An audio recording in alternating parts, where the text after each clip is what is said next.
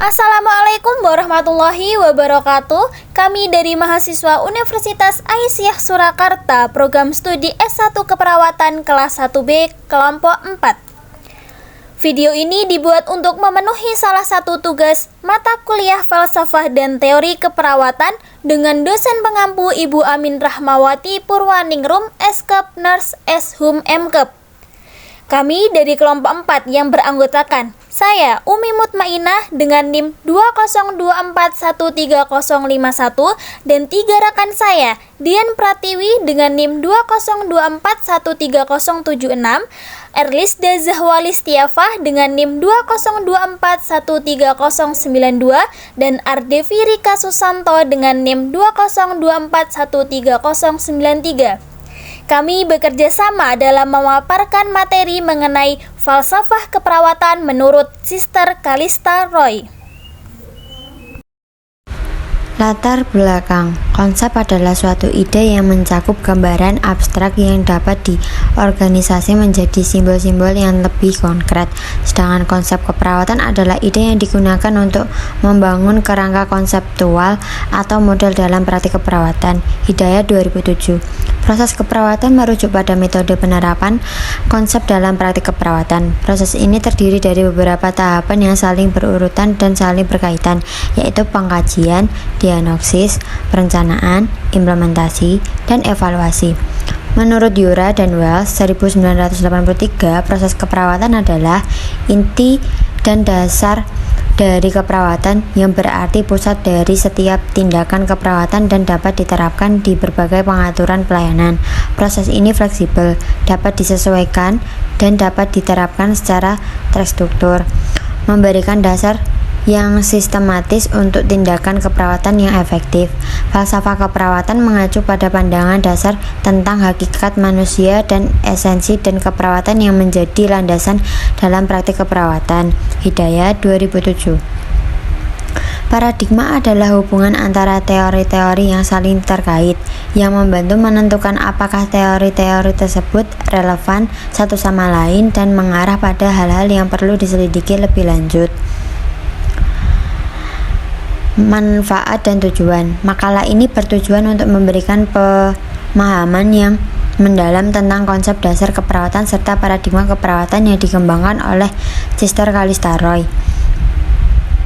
Penekanan utamanya adalah pada penerapan model adaptasi Roy dalam praktik keperawatan sehari-hari untuk meningkatkan kualitas asuhan keperawatan dan kesehatan pasien. Biografi Suster Kalista Roy. Suster Kalista Roy lahir pada 14 Oktober 1939 di Los Angeles, California. Ia menyelesaikan pendidikan Bachelor of Arts dalam bidang keperawatan pada tahun 1963 di Mount Saint Mary's College dan melanjutkan studi Magister Sains dalam keperawatan pediatri di University of California, Los Angeles pada tahun 1966.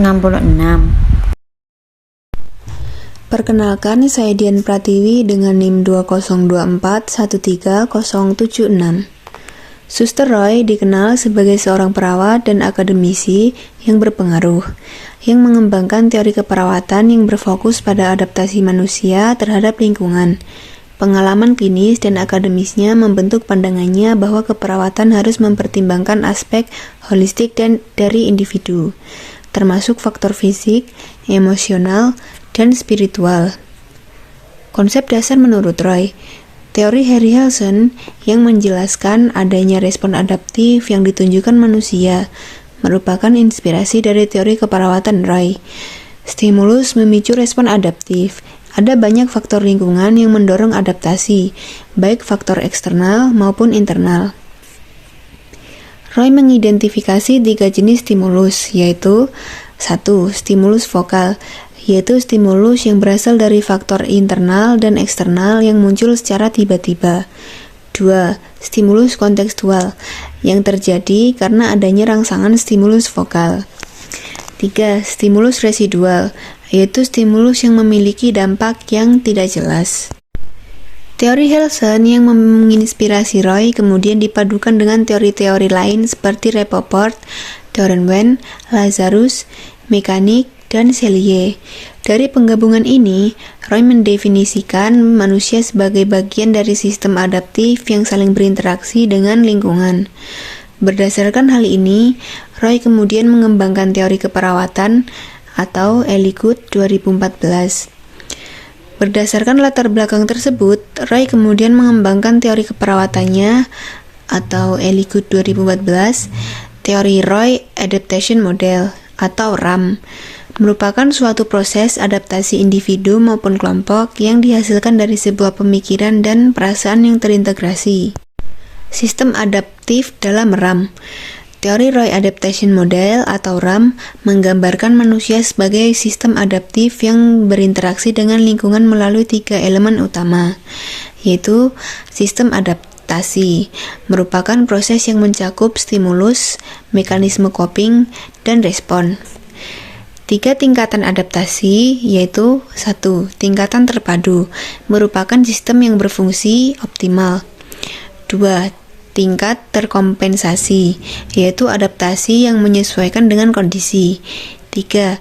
Tingkat terkompromikan, yaitu adaptasi yang hanya sebagian berhasil.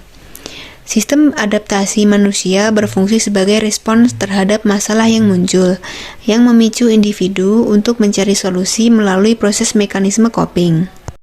Perkenalkan, nama saya Ardevita Susanto dengan NIM 2024-13093. Mekanisme coping dalam RAM.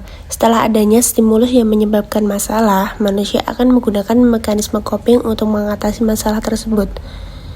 Mekanisme coping ini bisa terjadi secara spontan atau dibentuk melalui pengalaman hidup dan proses belajar. 1. Sistem regulator, yaitu melibatkan proses kimiawi, syaraf, dan hormonal. 2. Sistem kognitor, yaitu berhubungan dengan emosi, pengalaman, dan pembelajaran.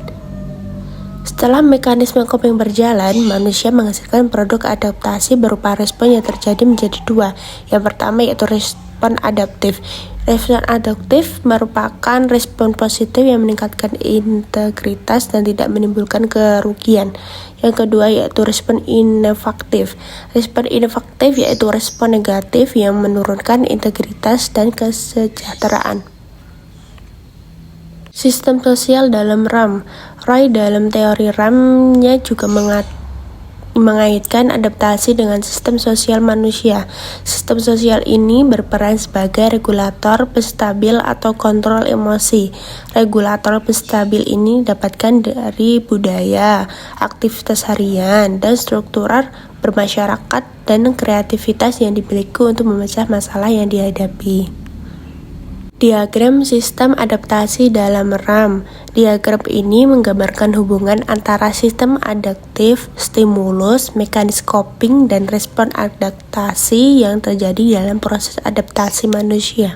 Paradigma keperawatan dalam RAM. 1. Manusia.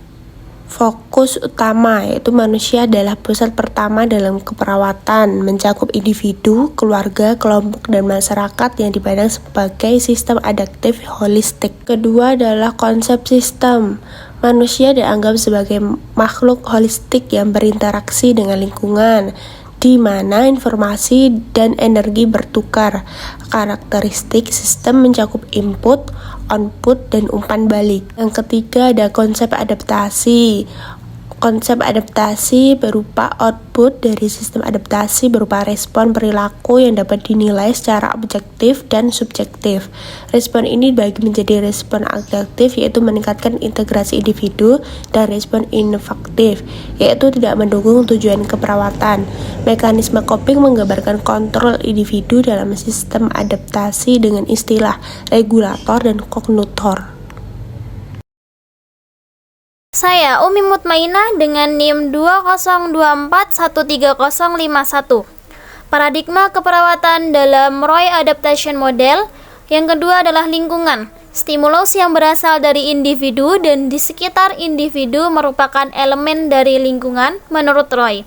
Dia mendefinisikan lingkungan sebagai semua kondisi, keadaan, dan pengaruh-pengaruh di sekitar individu yang dapat mempengaruhi perkembangan dan perilaku individu dan kelompok. Roy dan Andres, 1991 dalam Nursing Theory 260. Dengan demikian, Roy menekankan bahwa lingkungan dapat dirancang untuk meminimalkan atau meningkatkan kemampuan adaptasi individu. Yang ketiga adalah sehat. Roy mendefinisikan sehat sebagai a state and a process of being and becoming an integrated and whole person. Kemampuan seseorang untuk mempertahankan diri, tumbuh, reproduksi, dan mastery adalah tanda integritas seseorang. Asuhan keperawatan yang didasarkan pada model Roy bertujuan untuk meningkatkan kesehatan individu dengan meningkatkan respon adaptifnya. Yang keempat adalah keperawatan. Meningkatkan respon adaptif individu, baik saat sakit maupun sehat, serta membantu individu meninggal dengan damai. Perawat harus mampu mengatur stimulus vokal, kontekstual, dan residual, dengan perhatian lebih pada stimulus vokal yang merupakan stimulus tertinggi. Penerapan teori Roy Adaptation Model. Penerapan dalam keperawatan di rumah sakit. Perawat membantu pasien beradaptasi dengan perubahan akibat masalah kesehatan melalui perhatian dan dukungan. Yang kedua adalah penerapan dalam psikologi dan konseling. Teori Callista Roy juga sering diterapkan dalam psikologi dan konseling, khususnya untuk pasien yang mengalami stres atau gangguan kecemasan. Terapi yang dilakukan berfokus pada membantu individu mengatasi stres dan mengembangkan kemampuan untuk beradaptasi dengan lebih efektif. Kemudian penerapan dalam keperawatan jiwa. Roy menyatakan bahwa individu yang mengalami gangguan jiwa perlu mendapatkan perawatan yang memperhatikan aspek kognitif, spiritual, dan sosial untuk membantu mereka pulih. Penerapan dalam pendidikan. Teori Callista Roy menjelaskan bagaimana pendidik menciptakan lingkungan belajar yang membantu siswa beradaptasi dengan perubahan dan tantangan di kelas. Saran untuk teori Roy Adaptation Model.